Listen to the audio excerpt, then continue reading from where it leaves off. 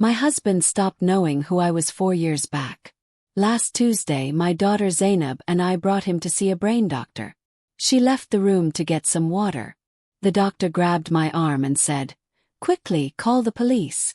Your daughter is dangerous." Then Zainab walked back in, her hand deep inside her bag, touching something. Please like this video, subscribe to Bravo Stories, and tell me which country you are from. I never thought that at age 67, living my simple life, I would be sitting inside a doctor's waiting room, feeling scared like a little child. My name is Amara Okonkwo, and for 4 whole years, I have watched my husband Kwame forget everything about our life together. He did not die, which might have hurt less, but he lost all his memories like someone was taking them away one by one, like leaves falling off a tree in autumn. Kwame was 72 years old when the forgetting began. Little problems first, like not remembering where he put his hat or asking me the same question 3 times in 1 hour, or calling our neighbor by the wrong name, even though we knew him for 20 years. I thought maybe old people just forget sometimes. Everyone forgets little things. But then one morning he could not remember how to tie his shoes, the same shoes he wore every single day. And I knew something bad was happening. Our daughter Zainab kept saying we needed to see special doctors. She came to visit from the city every other weekend. Her fancy high shoes made loud sounds on our old floors. She always smelled like flowers from expensive perfume bottles that cost more money than our weekly food. She wanted to help. I kept telling myself she was worried about her daddy. But something about the way she looked at things in our house felt strange, like she was checking everything, measuring it in her mind. She would walk around our home, which sat on 250 acres of beautiful land that Kwame bought 40 years ago when we were young, and I would see her taking pictures with her phone of our old furniture, asking questions about who owned the house, wondering if we had written down what happened to everything when we got too old. "Mama, both of you are getting really old now," she would say, holding my hand with her perfect painted fingernails. "We need to think about the future. What happens if you cannot make choices for Dad anymore?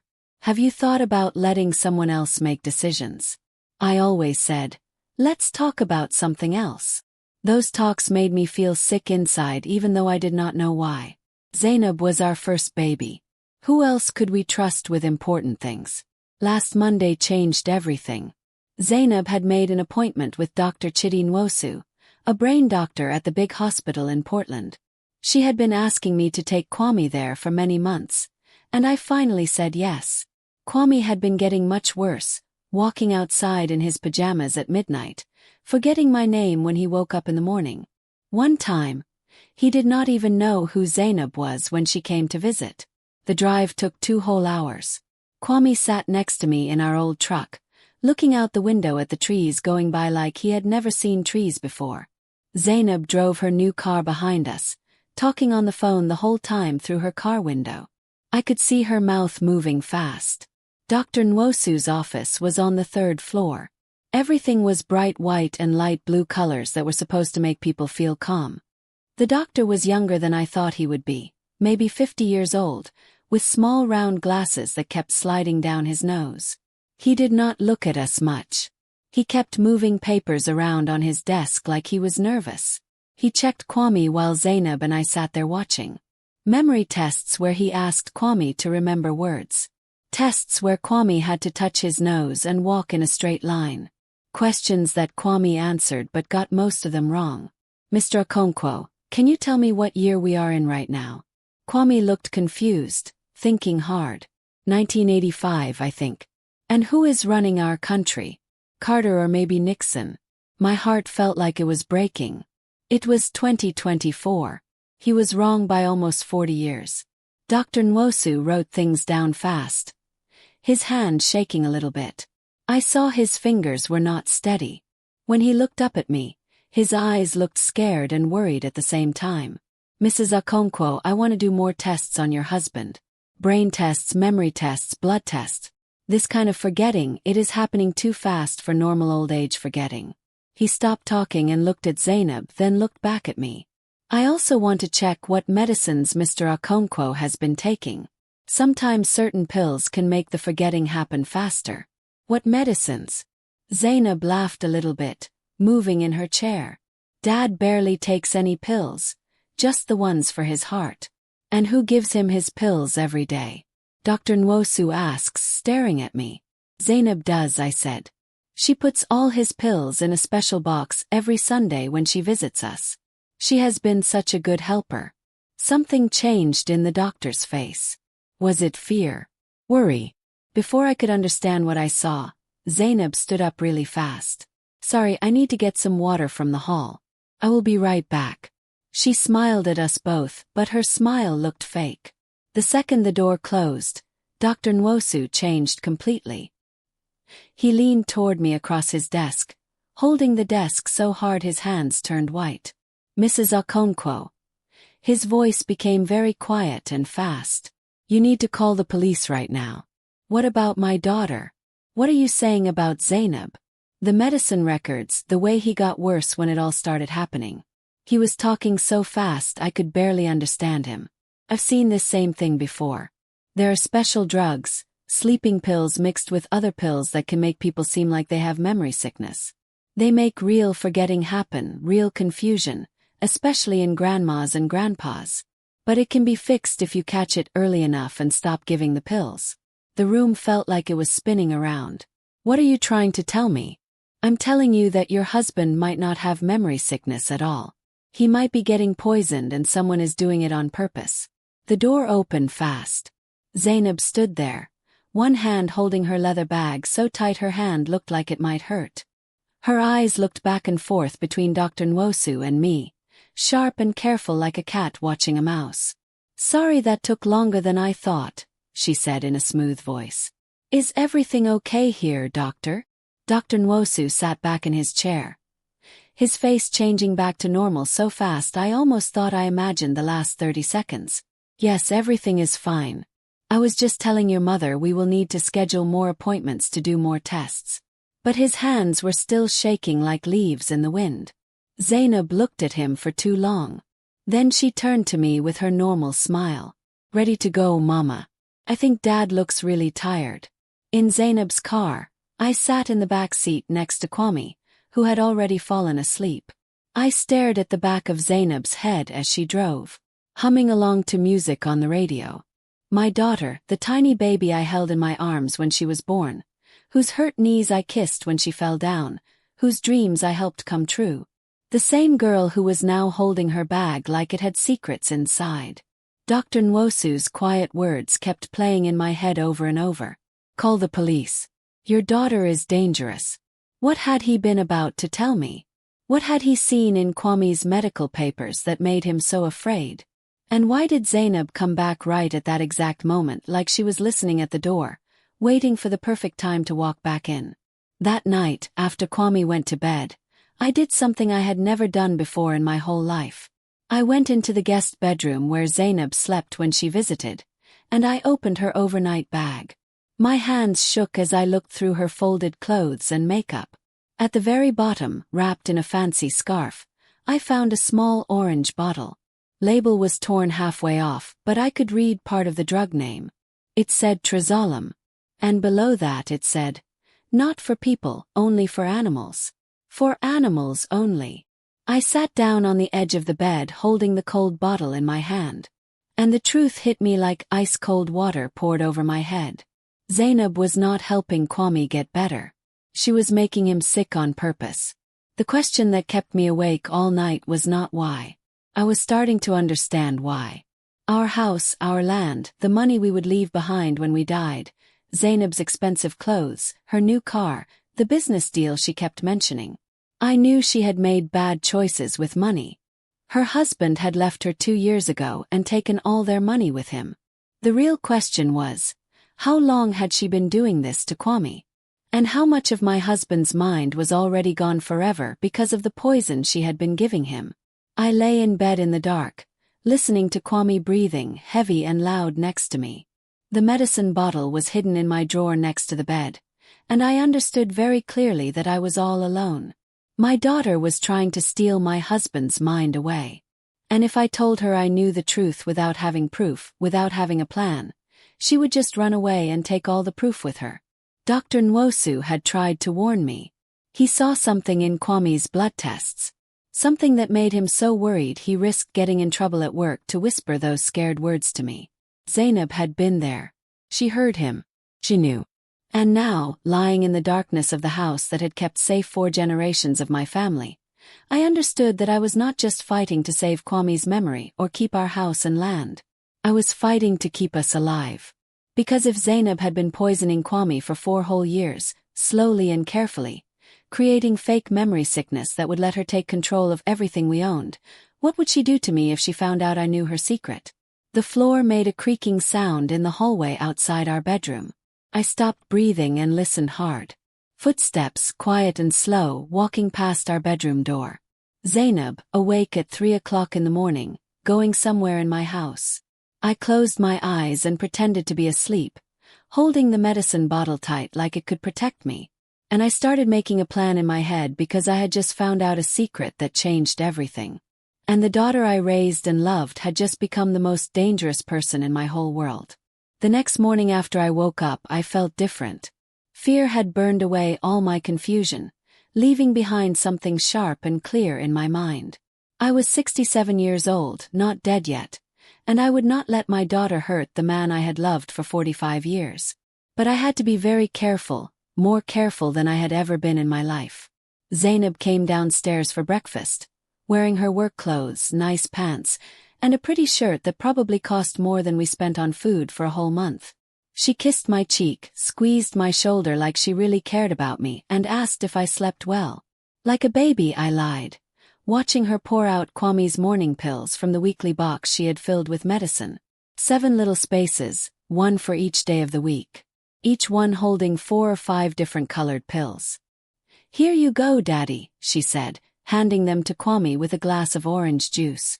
"Your vitamins to keep you healthy." Kwame took them without asking questions. His eyes empty and trusting like a little child. My stomach felt sick. "Zainab, honey," I said carefully. "Maybe we should take Dad to a different doctor to get another opinion about what is wrong with him." Her hand stopped moving toward her coffee cup. "We just saw Dr. Nwosu yesterday." "I know, but he seemed really busy and rushed. Maybe someone else who knows more about old people and memory problems." "Mama," Zainab put down her cup and took my hand across the kitchen table. "I know this is really hard for you, but Dr. Nwosu is one of the very best brain doctors in Oregon. We are so lucky he agreed to see Dad."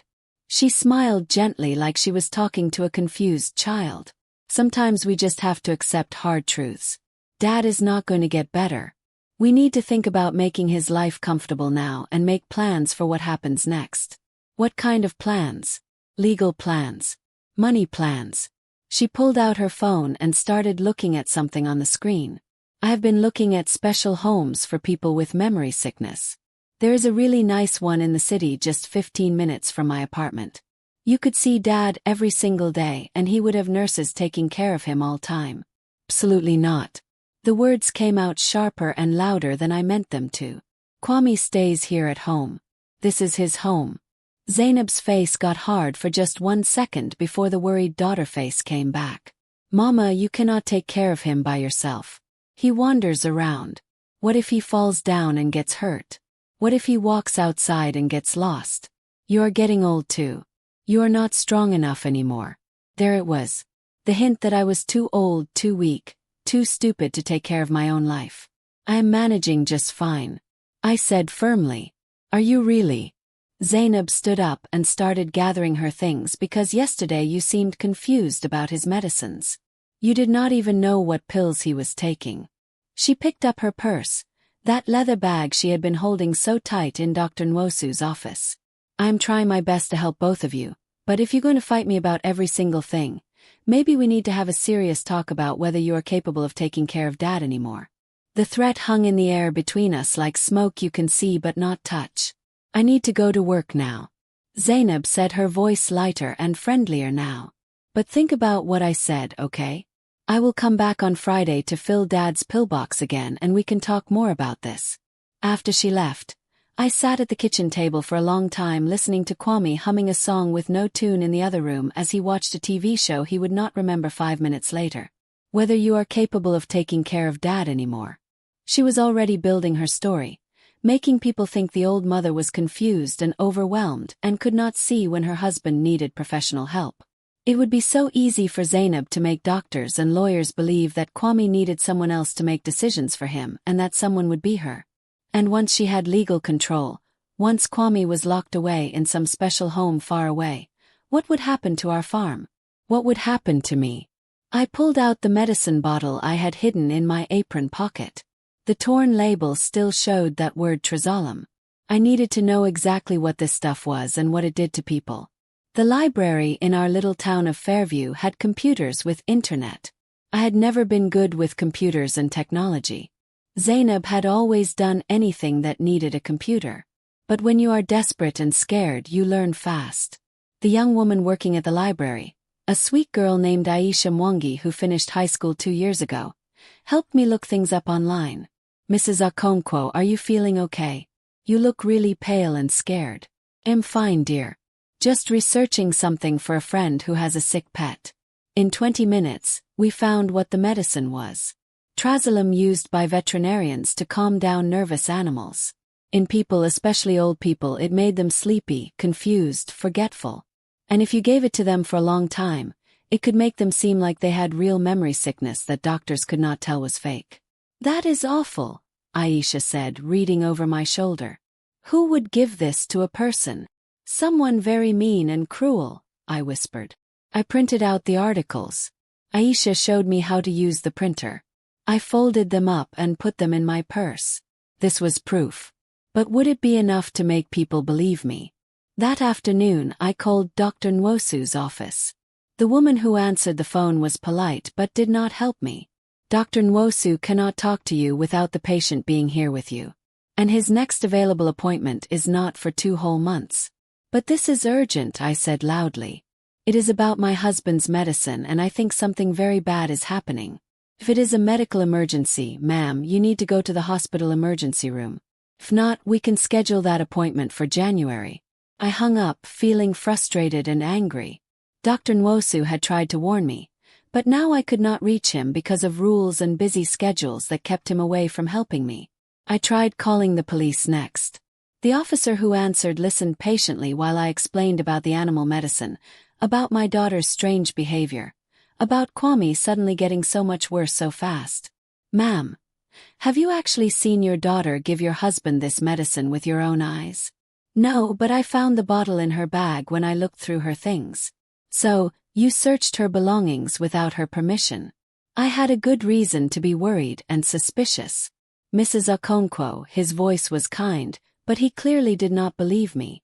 Sounds like you are dealing with a very stressful situation right now. Taking care of a husband with memory sickness is incredibly hard and exhausting. But what you are describing, well, it is a very serious accusation against your own daughter.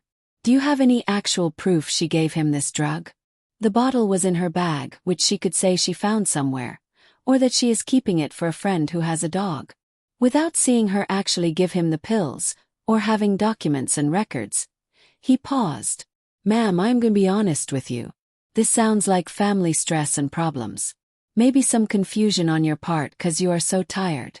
Why don't you talk to your own doctor or maybe a counselor who helps people who are taking care of sick family members? They thought I was the one losing my mind and going crazy. I felt trapped, like the walls were closing in on me from all sides.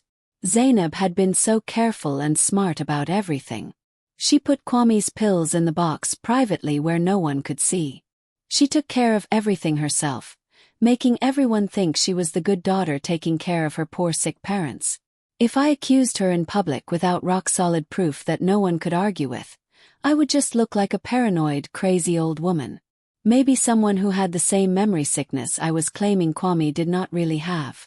That evening, Kwame had one of his clear moments when his mind seemed to work right. They did not happen very often anymore. Just brief little windows when the fog lifted and I could see glimpses of the man I married all those years ago. Amara. He looked at me from across the dinner table. His eyes suddenly focused and aware like they used to be. Something is very wrong. I can feel it in my bones. My throat got tight and I could barely breathe. What do you mean, honey? What do you feel? I do not remember things anymore. Whole years are just blank and gone like they never happened.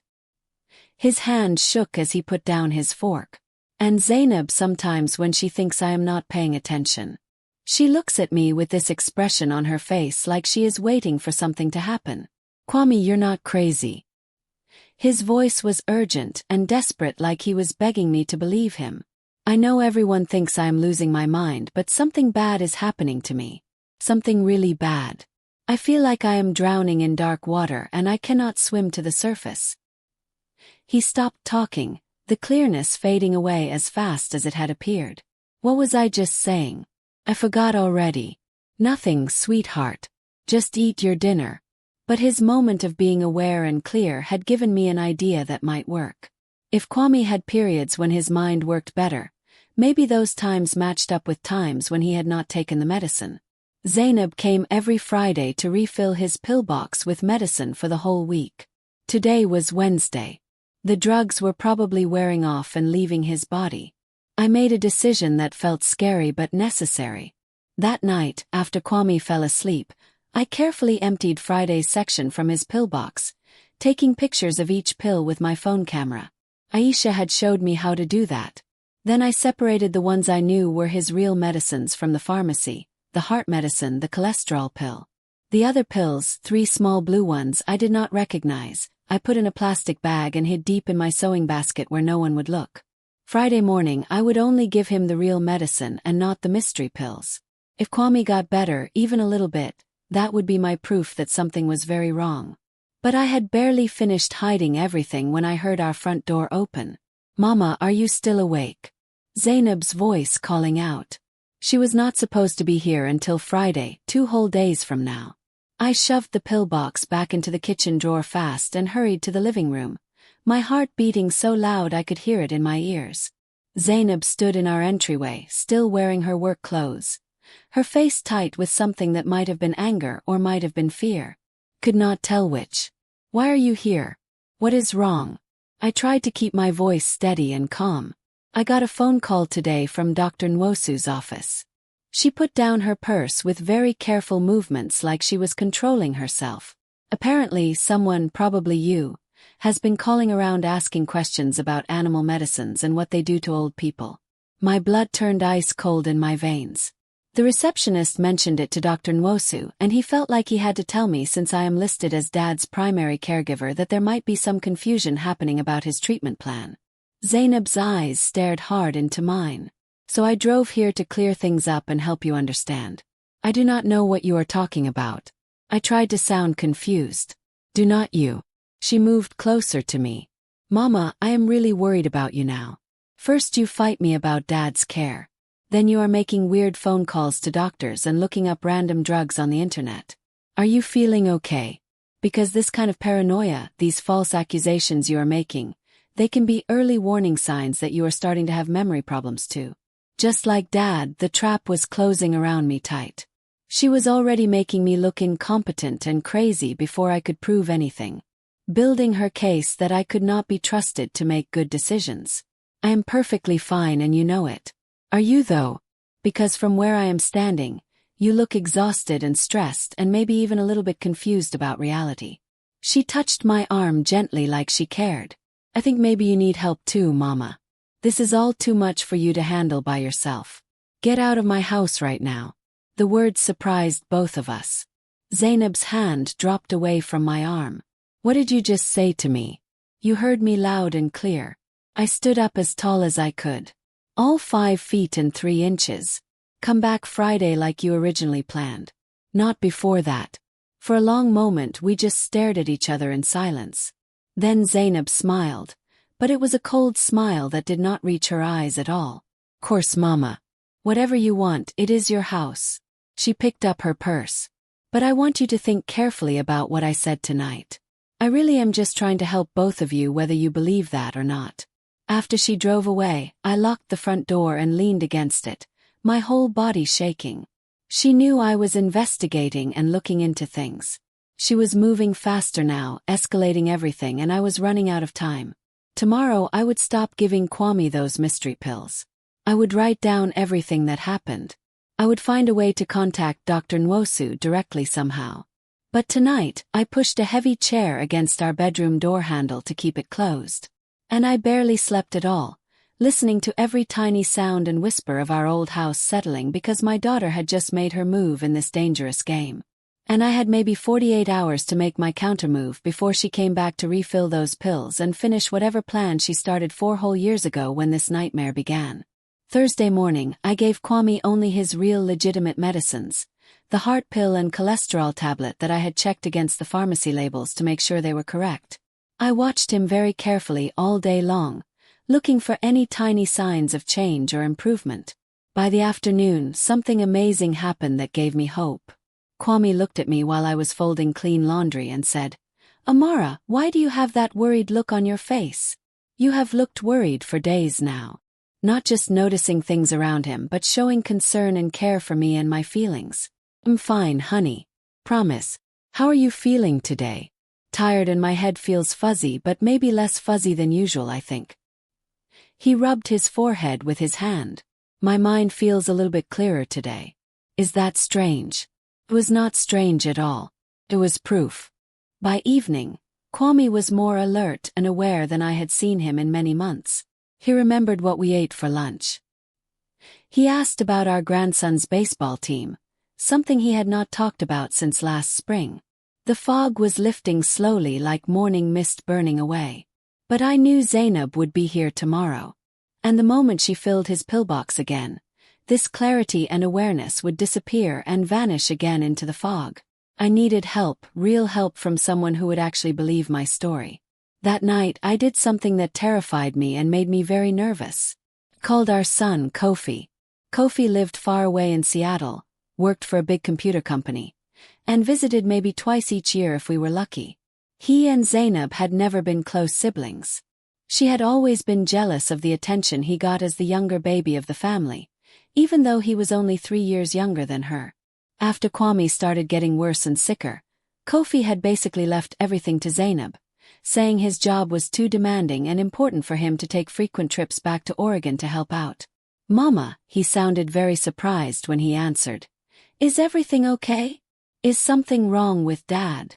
"Kofi, I need to tell you something important, but you have to promise to listen to the whole story completely before you react or say anything. You are scaring me right now.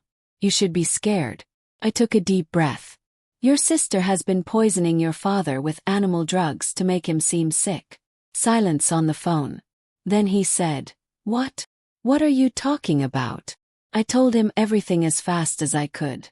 The bottle I found, the animal medicine, Dr. Nwosu's warning, Kwame getting suddenly better after I stopped giving him the mystery pills. I spoke quickly and urgently, knowing how completely insane and crazy it all sounded to someone who was not living through it. "Mama, please stop. Just stop talking." Kofi's voice sounded pained and upset. "Do you hear yourself right now? You are accusing Zainab of trying to murder Dad. I am accusing her of making fake memory sickness so she can take control of all our money and property based on what? A bottle you found in her bag that could have come from anywhere. Pills you cannot identify or prove anything about. Mama, Zainab has been the only one actually taking care of you and Dad while I have been working far away. She drives there every single week to poison him with drugs to help him and take care of him." Kofi's voice got louder and angrier. "While I have been in Seattle and you have been in denial about how really sick Dad is, Zainab has been handling everything. The doctor appointments, organizing the medicines, dealing with all the legal stuff you refuse to think about or plan for." "What legal stuff? Tell me what legal stuff you are talking about." Another pause, but this pause felt different and wrong. "Kofi, what legal stuff has Zainab been doing?" "Zainab did not want to worry you or stress you out, but she has been working with a lawyer in the city, getting power of attorney papers made up, updating your will, looking into what happens if both you and Dad become unable to make decisions for yourselves." My hands went completely numb like they were not attached to my body anymore. "She has been doing what? When did this happen?" "Smart planning, Mama. Responsible planning because someone in this family has to think about practical things and apparently it is not going to be you. Did you sign any papers? Did she ask you to be a witness on any documents?" "Yes. A few months ago when I came home to visit, Zainab said it was just standard normal stuff, making sure Dad's wishes were written down legally while he could still technically give consent and agree to things while he was drugged into confusion and could not think straight. You mean Mama, I love you, but you really need to listen to yourself right now. This paranoia, these wild conspiracy theories, maybe you should see a doctor yourself. The stress of taking care of a sick person, it can cause mental problems and confusion in the caregiver too. Hung up the phone. My own son thought I was going crazy and losing my mind. Even worse, he had already helped Zainab with legal documents and papers. What had he signed as a witness? What had Kwame signed while his brain was clouded and confused with animal sedatives? I sat alone in our dark kitchen, feeling more alone than I had ever felt in my entire life. Then I remembered Aisha from the library, young tech-smart Aisha, who had helped me research the drugs. Friday morning came too fast. I drove into town very early, leaving Kwame with our neighbor Mama Esi Mensah, a sharp-minded woman in her 70s who I had known for 35 years. Amara, is something wrong? She had asked when I called her the night before. Yes, something is very wrong, but I need help, not questions right now. Can you sit with Kwame for a few hours this morning? Do not let anyone into the house except me. Not even Zainab, especially not Zainab. Mama Esi had agreed without asking anything else. I could have hugged her. At the library, Aisha was putting books back on shelves. Her face looked happy when she saw me, then worried when she saw my expression and how scared I looked.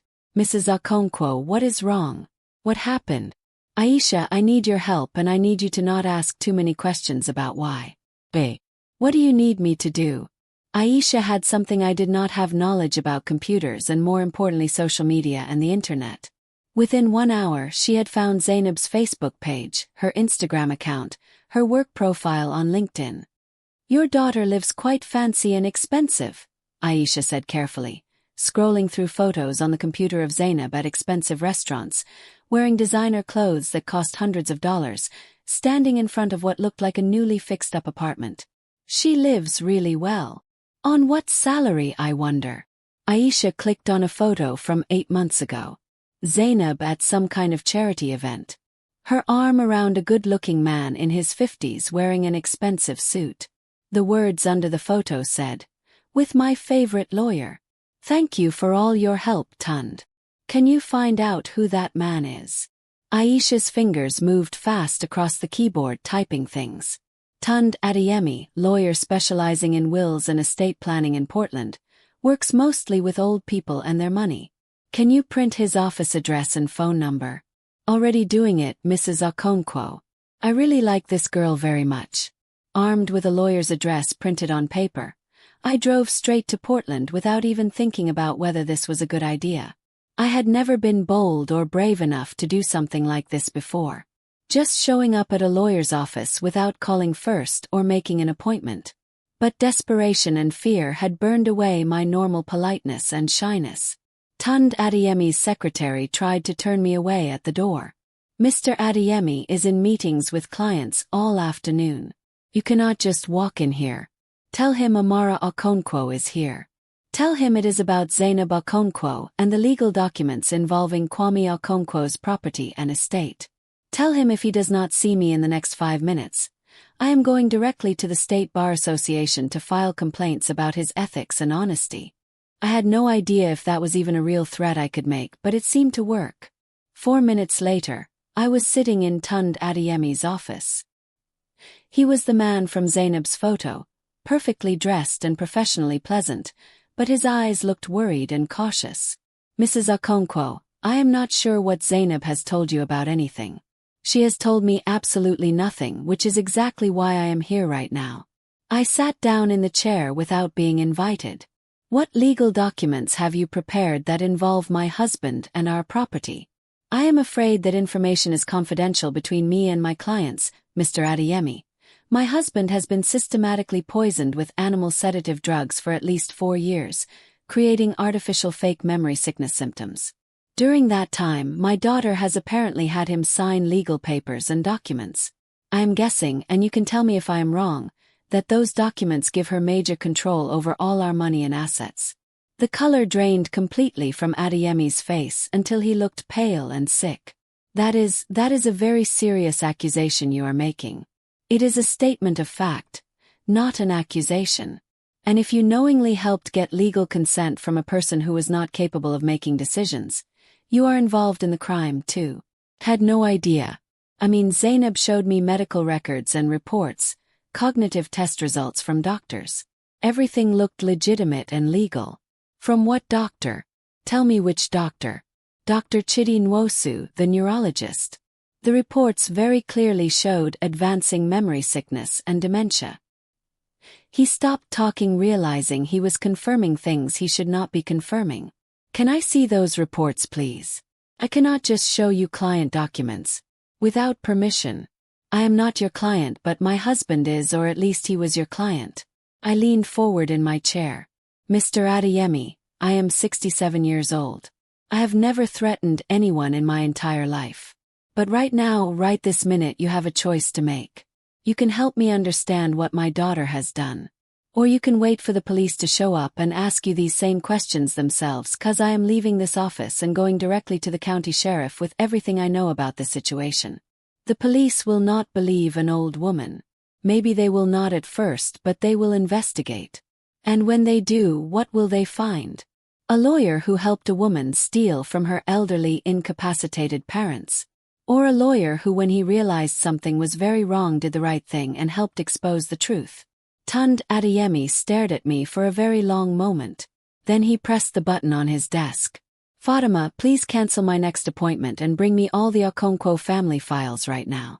What I learned in the next 40 minutes destroyed whatever was left of my heart into tiny pieces. Zainab had been planning this for 6 years, not 4. The documents Adeyemi showed me painted a picture of slow, careful, calculated theft disguised as a concerned daughter taking care of her aging parents. Power of attorney papers signed 2 years ago when Kwame was heavily medicated and could not think. A new will that replaced the one Kwame and I had made together years ago. This one leaving everything to Zainab with only a tiny trust fund for Kofi.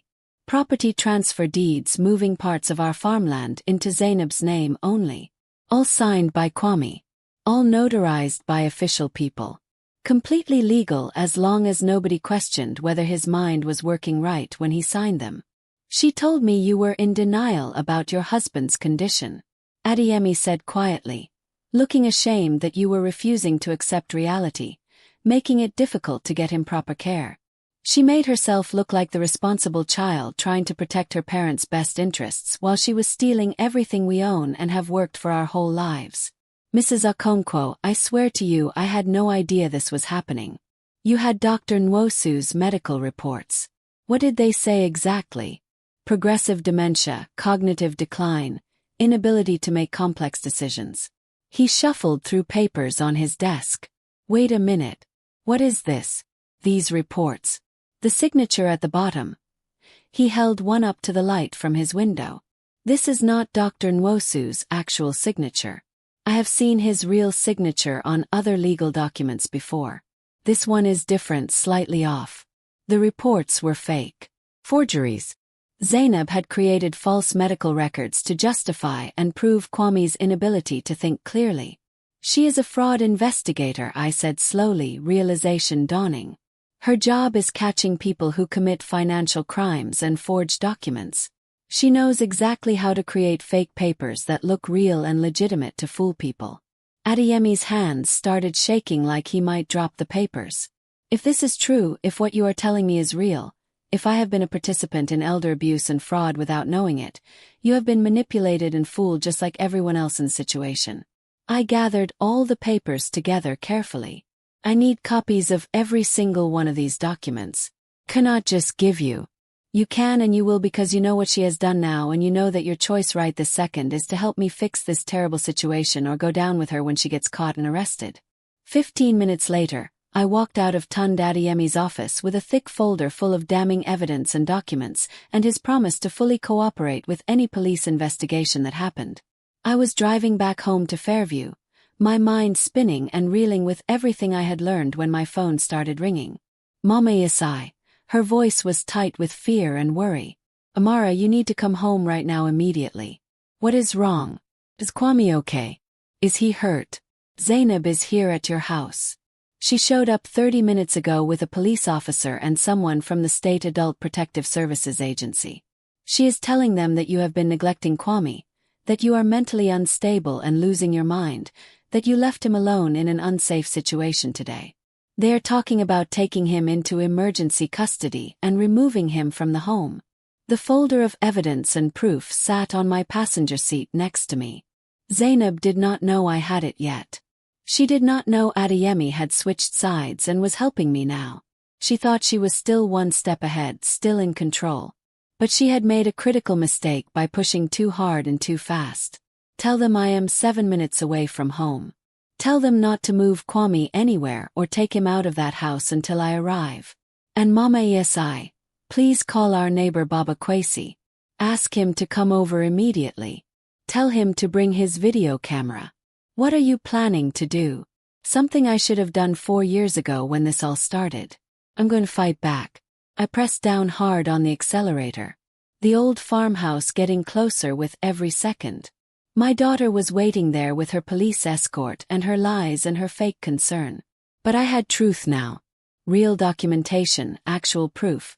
And 67 years of patience that had finally and completely run out like water from a broken dam.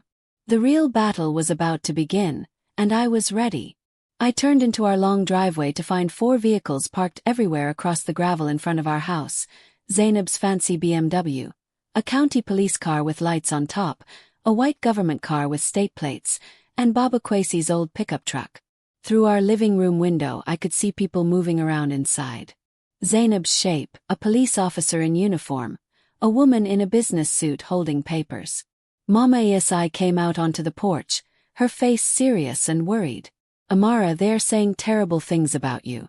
I know exactly what they are saying. I grabbed the folder from Adeyemi's office tight in my hands. Is Baba Kwesi here already? Just got here 2 minutes ago. He is inside with Kwame and he brought his camera just like you asked. Baba Kwesi Boteng had owned the farm next to ours for 45 years. He was also a former county commissioner who had served on the planning board for 2 terms and knew exactly how official procedures were supposed to work according to the law. More importantly, he had brought his video camera just like I had asked him to. I walked into my own home feeling like a stranger. Zainab stood in the center of our living room, her face arranged in an expression of pained worry and concern. Next to her stood Officer Jelani Okoro, a young man I recognized from church on Sundays, and a serious-looking woman in her 50s wearing an official badge that said her name was Thandai Moyo, Adult Protective Services. Zainab rushed toward me with her arms out, but I stepped back away from her. She froze in place, fake hurt flashing across her face. Perfect acting performance. Where have you been? We have been so worried. I had business to take care of in Portland. Important business. You left Dad here all alone without proper care or supervision. I left him with Mama ESI, as you know perfectly well, since she has been here the entire time. I looked at the social worker directly. Ms. Moyo. I assume that is you. Mrs. Okonkwo. Thandai Moyo's voice was professionally neutral and flat. We received a report this morning of possible elder neglect and self-neglect at this address. Your daughter indicated that your husband has advanced memory sickness and was left unattended and alone this morning without proper care. He was cared for and attended to by a trusted neighbor who has known us for decades. A neighbor is not qualified medical care or professional supervision. Neither is putting someone in an institution unnecessarily when they do not need it. I turned to Officer Okoro. Did my daughter claim there was some kind of emergency? Some specific danger to my husband's safety? Okoro shifted his weight uncomfortably from foot to foot. Ma'am, we are just following standard protocol on a wellness check call. Show me the report she filed. I have a legal right to see what allegations and accusations have been made against me. Moyo hesitated, then handed me her tablet computer. I read quickly, my blood pressure rising higher and higher with each line I read. According to Zainab's official report filed early that morning, I was suffering from increasing paranoia and delusional thinking patterns. I had accused Zainab of poisoning Kwame with no basis in reality. I had made disturbing phone calls to police and medical officers making false claims about my daughter. I had abandoned Kwame that morning in a potentially dangerous situation without proper care. The report painted a picture of me as an unstable, elderly woman experiencing cognitive decline herself, unable to care properly for herself or her sick husband. These are lies. Complete and total lies. I looked directly at Zainab. Calculated, documented lies designed to make me look incompetent. Mama, you're not thinking clearly right now. I'm thinking more clearly than I have in years. Actually, I opened the folder from Adeyemi's office. Officer Okoro, Miss Moyo, I would like to show you something important. These are legal documents that were signed by my husband over the past several years. Documents I knew absolutely nothing about until this morning when I visited the lawyer who prepared them. Zainab's face went completely white, like all the blood drained out. Where did you get those papers? From the attorney who made them, Tunde Adeyemi, who is now very concerned and worried about the circumstances under which these documents were signed and whether they are even legal. I spread all the papers across our coffee table for everyone to see. Power of attorney documents, property transfer deeds, the forged medical reports with Dr. Nwosu's fake signature. My husband has been systematically given veterinary-grade sedative drugs for approximately 4 years, creating false symptoms of memory sickness and dementia. During that time, all these documents were prepared and signed while he was incapacitated and could not think straight. I pulled out the orange medicine bottle I had found in Zainab's bag. This is Trazolam for veterinary use only, not for people. I found this in my daughter's possession, hidden in her overnight bag. Moyo picked up the bottle carefully, her expression changing and shifting as she read the label. Okoro leaned in closer to look at the legal documents spread out on the table. Zainab laughed, a sharp, brittle sound like breaking glass. This is exactly what I was talking about and warning you about these paranoid delusions and conspiracy theories. Mama is not well. Dr. Nwosu tried to warn me at our last appointment. I continued, ignoring Zainab's interruption. He attempted to tell me that the medication pattern he saw suggested drug-induced cognitive problems, not real memory sickness. My daughter interrupted and cut him off before he could finish explaining. But I suspect if you contact Dr. Nwosu directly and ask him, he will confirm that he never signed these medical reports and that he has serious concerns about what medications Kwame has been receiving and from whom. That is completely ridiculous and insane, is it? Baba Kwesi spoke up for the first time since I arrived. He had been filming this entire conversation with his video camera because I have known Kwame Okonkwo for 40 years and I sat with him this morning for over an hour. He is more clear-headed and lucid than I have seen him in ages. He asked me detailed questions about crop yields and remembered my granddaughter's name, something he could not do just last month when I visited. That is just a good day. Sometimes people with dementia have good days. I also asked Baba Kwesi to carefully document Kwame's current mental state. This morning, Baba Kwesi pulled out a small notebook from his pocket. I had a 20-minute conversation with him. He was coherent, rational, knew what day it was and where he was. That is not advanced dementia like you have been claiming, young lady. Moyo was now reading through the legal documents with increasing concern and worry on her face. Mrs. Okonkwo, these property transfers and power of attorney documents, if they were obtained under any kind of duress, or while Mr. Okonkwo was incapacitated and unable to consent, they would be considered fraudulent and illegal. Exactly, I said firmly. Which is why I am formally requesting a full investigation into this matter by the appropriate authorities. Mama, stop this right now. Zainab's voice cracked and broke. You are destroying our entire family over paranoid fantasies that are not real.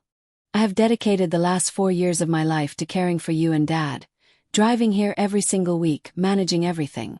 You have dedicated the last 4 years to stealing from us and trying to take everything we own. Pulled out my phone. Aisha had taught me how to use the voice recorder app. I have documented everything. The pills you have been giving Kwame, the exact timing of when his decline started, the improvements when those mystery medications are stopped. I have statements from the attorney. I have this veterinary medication bottle with your fingerprints all over it.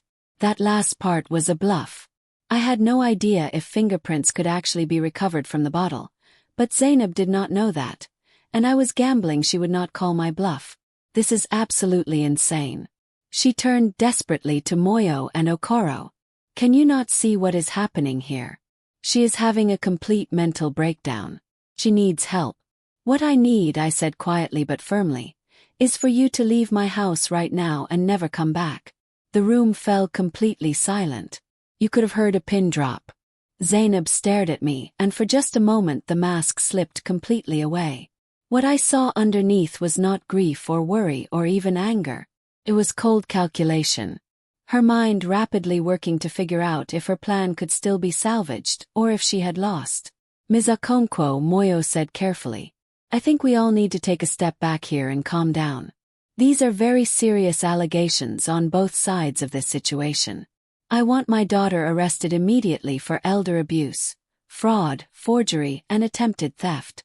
Mama, Zainab's eyes filled up with tears that looked real. How can you possibly say that? I am your daughter, your own child. I have been trying so hard to help you both by drugging my husband into a state of confusion and incompetence by forging medical documents and doctor signatures. By stealing our property through fraudulent legal papers. My voice stayed steady and did not shake. You are absolutely right about one thing, Zainab. You are my daughter, which makes this betrayal hurt so much more than I can possibly express or put into words. I did not do anything wrong. Never meant to. She turned to Officer Okoro with desperation. Are you going to let her make these insane accusations against me? Where is her actual evidence and proof? One bottle of medicine that could have come from anywhere in the world. Some papers she claims were signed under duress but cannot prove. This is harassment of me. Okoro looked very uncomfortable and uncertain.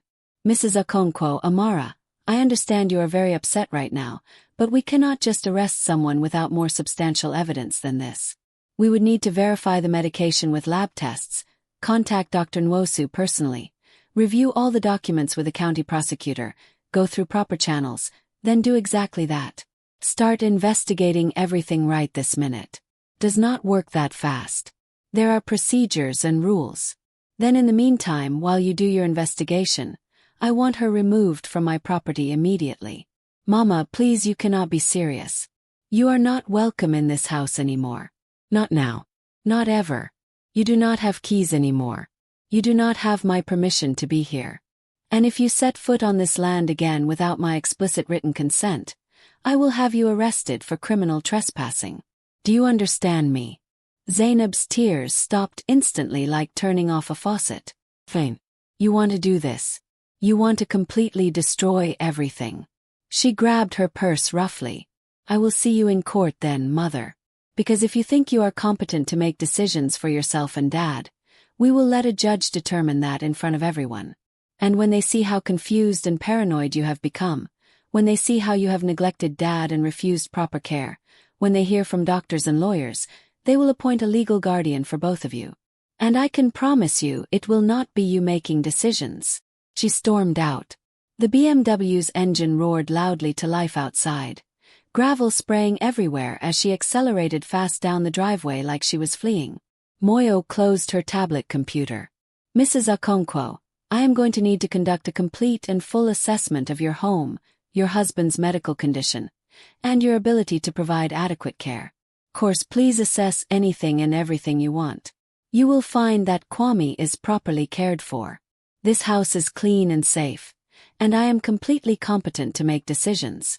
I will also need to file an official report about these allegations you have made against your daughter. This will automatically trigger an investigation by multiple agencies. That is exactly what I want to happen. After Moyo and Okoro left, promising to return the next day for a formal assessment, I collapsed onto our old sofa. My hands were shaking uncontrollably. All the adrenaline flooding out of my system like water from a broken dam. You did really good, Amara. Baba Kwesi squeezed my shoulder gently. Real good. That took serious courage. Took desperation and fear, not courage. Mama ESI brought me hot tea in my favorite mug. What happens now? What comes next? Now the system moves at its slow pace, and Zainab hires expensive lawyers to defend herself. I stared at the folder of documents sitting on the coffee table. She will not go down quietly or give up easily. I was absolutely right about that. That same evening, Kofi called me again. Mama, what the hell did you do today? Zainab just called me crying hysterically, saying you have completely gone crazy that you threw her out of the house and accused her of poisoning Dad in front of police officers. I did not go crazy, Kofi. I woke up and saw the truth finally. There is a big difference between those two things. She says you have some insane conspiracy theory about her trying to kill Dad for money. It is not a theory. It is documented fact with real evidence. I have proof. Now the question is whether you are going to believe your mother who raised you or your sister who has been lying to all of us. I do not know what to believe anymore. Kofi, this whole thing is completely insane. Kofi, I interrupted him firmly. What documents did Zainab have you sign when you came to visit us? Silence on the other end of the phone. Kofi, answer me honestly. I do not remember exactly what they were. Something about power of attorney in case both you and Dad became incapacitated and could not make decisions. That is what Zainab told me they were for. Did you actually read them before you signed your name? No. He finally admitted quietly. I trusted her. She is my sister. So did I trust her, and so did your father. And now Dad has spent 4 whole years drugged out of his mind and barely functional while your sister systematically stole everything we have worked our entire lives to build together. More silence. Then Kofi said quietly, if what you are saying is actually true, and I am not saying I believe it yet, but if it is true, then I helped her do it. I witnessed legal documents. I vouched for her to you and Dad. I told you both she was trustworthy. You were manipulated and lied to just like we all were. Zainab is very, very good at manipulation and deception. It is literally her job to understand how fraud works. What do I do now to help? You decide whose side you are on. Mine and your father's or your sister's side. There is no middle ground anymore, Kofi. You have to choose. After I hung up the phone, Kwame came slowly into the living room. His eyes were clearer than they had been in years, but confused about everything happening around him. Amara, what is happening? Why is everyone so upset and angry? I took both his hands in mine and held them tight. We are in serious trouble, honey, but we are going to fight our way out of it together. What kind of trouble are we in? The kind that our own daughter created and caused. He looked at me for a long moment, and I saw recognition slowly dawn in his eyes. Not of the specific details, but of the fundamental truth underneath everything. Zainab, he said softly. She always wanted more than she earned or deserved. Yes, she did. What has she done to us? Everything she possibly could. But we are going to stop her before she succeeds. That night, I lay awake in our bed staring at the ceiling, knowing that I had crossed a line I could never uncross. Zainab would retaliate and fight back hard. She had money, connections, professional relationships, and apparently no moral boundaries left to stop her. And she was absolutely right about one thing. This would end up in court with lawyers and judges. The only question was whether I could gather enough solid evidence fast enough to prove what she had done before she completely destroyed my credibility and made everyone think I was crazy. At 1 o'clock in the morning, my phone buzzed with a text message. It was from an unknown number I did not recognize. This is Tund Adeyemi, the lawyer. Zainab just called me 20 minutes ago. She knows you came to my office today. She is threatening legal action against me for breach of confidentiality. She is also moving very fast now. I overheard her on the phone with someone talking about having you evaluated for mental competency within days. You need to act quickly. She's scared now, which makes her more dangerous than ever. I texted back immediately. What should I do? What is my next step? Get Kwame's blood tested by an independent lab as soon as possible. Prove the drugs are actually in his system with scientific evidence. Do it tomorrow morning before she can interfere or stop you. And get yourself a really good lawyer, the very best you can possibly afford. You're going to need expert legal help. I forwarded his message to Baba Kwesi's phone, then got out of bed and began making a detailed list on paper. Get blood test for Kwame first thing tomorrow. Find and hire an attorney immediately. Contact Dr. Nwosu directly somehow.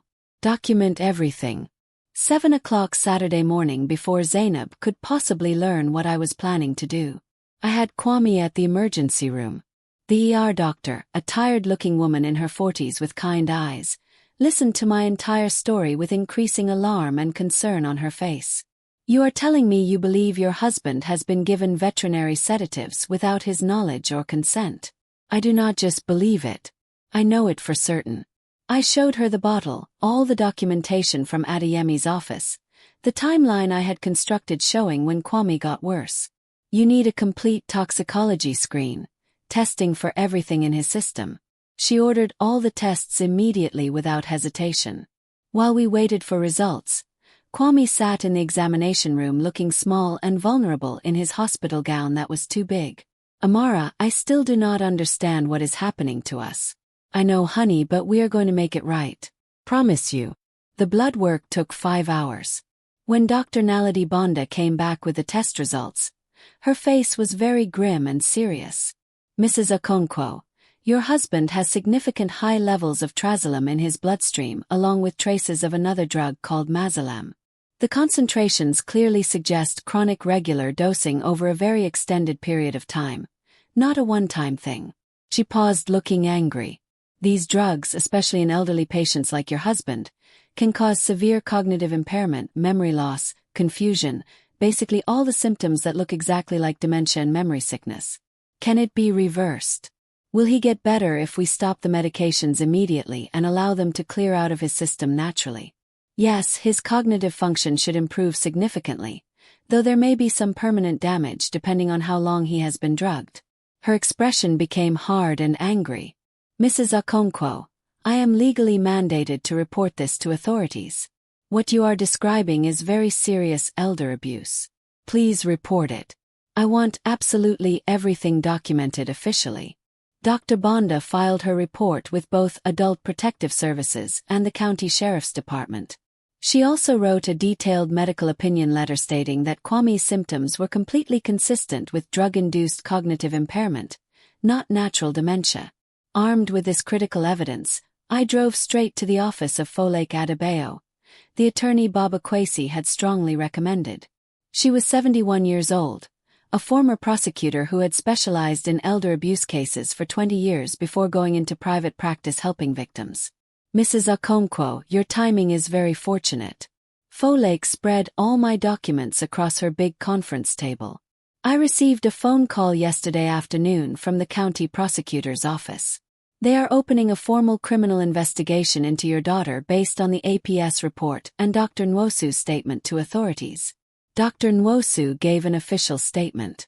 "As soon as he learned about your visit to Tunde Adeyemi's office yesterday, he contacted authorities himself immediately.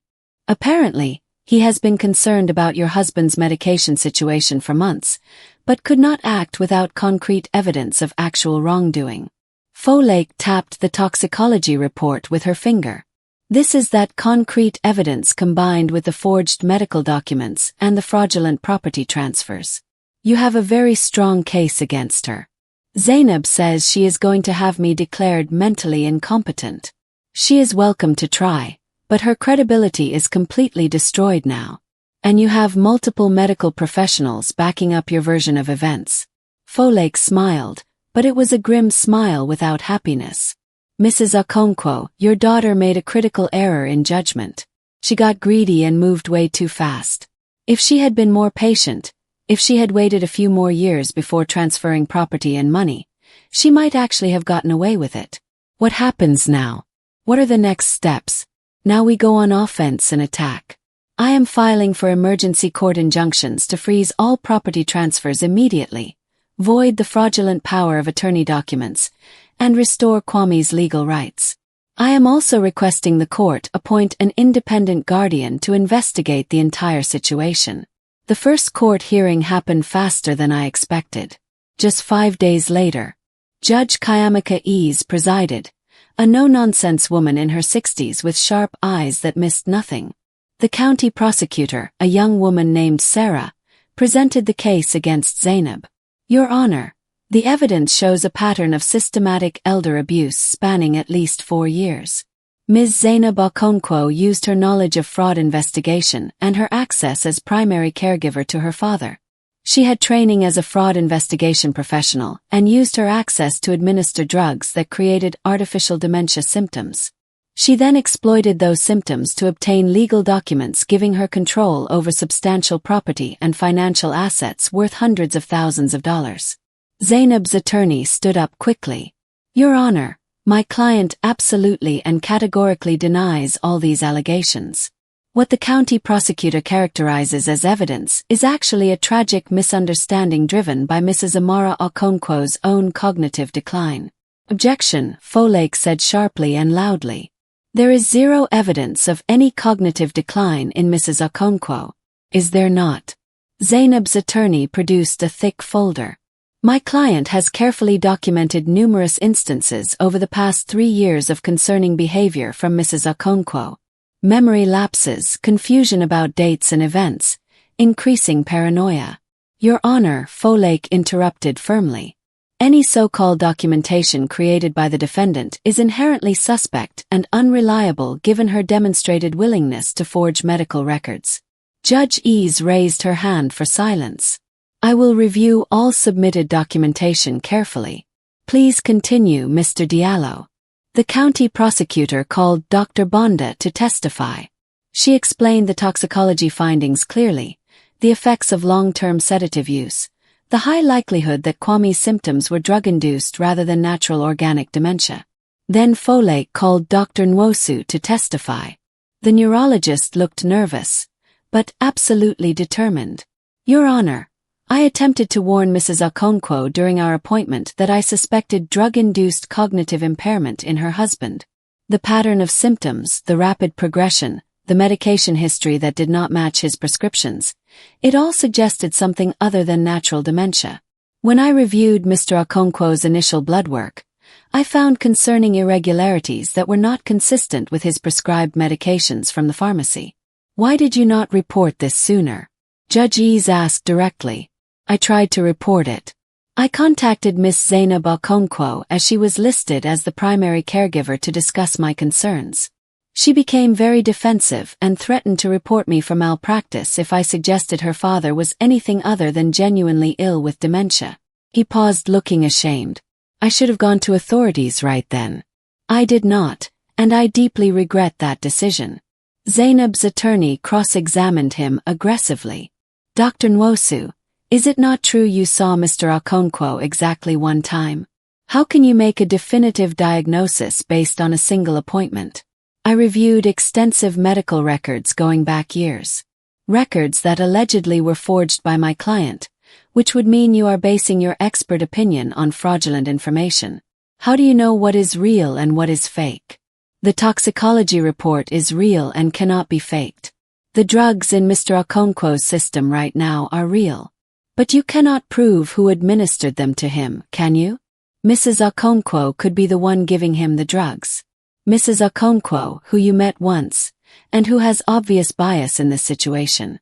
Judge Ease called a recess. In the hallway outside, Folake pulled me aside to talk privately. They are good lawyers. They are going to argue that even if Kwame was drugged, there is no direct evidence Zainab did it, that the medication bottle could have come from anywhere, that you could be the one administering the drugs and blaming Zainab to cover your own actions. That is completely absurd. That is reasonable doubt in a criminal case. We need something more concrete. Something that directly ties Zainab to the drugs. I thought frantically, racking my brain. What did I have? The bottle with Zainab's fingerprints. Maybe the timing of Kwame's decline matching Zainab's increased visits. Circumstantial evidence, the forged medical documents. Strong, but Zainab could claim Adeyemi fabricated them to protect himself. Then I remembered something important. The pill organizer. Folake, Zainab prepares Kwame's pills every single week. She fills a 7-day organizer with the medications every Sunday. That organizer is still sitting in our kitchen with this week's pills still in it. Pills she prepared before I started investigating everything. Can we test those pills in a lab? I do not know, but they are at your house. Folake grabbed her phone, immediately calling someone. This is Folake Adebayo. I need you to secure a medication organizer in the Okonkwo kitchen immediately. Do not touch it with your hands. Do not let anyone near it. The sheriff's department will send someone to collect it as evidence. When court resumed after the break, Folake requested an extension to allow analysis of additional evidence. Judge Ease agreed, scheduling a continuation for the following week. But as we left the courtroom, Zainab's attorney stopped us in the hallway. "Mrs. Adebayo, a private word, please." He gestured to a quiet corner. "My client is willing to negotiate a settlement." "There is nothing to negotiate here. Hear me out, please. Miss Okonkwo is willing to return all transferred property, void the power of attorney documents, and pay for Mr. Okonkwo's medical care going forward indefinitely. In exchange, Mrs. Okonkwo drops all criminal complaints and signs a non-disclosure agreement." "Absolutely not," I said before Folake could even respond. "She poisoned my husband for 4 whole years. She stole from us. She tried to have me declared incompetent so she could take everything. And you think I will just let her walk away?" The answer is no. Please subscribe to Bravo Stories and comment your thoughts below. What do you think will happen next? Will justice be served? Let me know in the comments. ****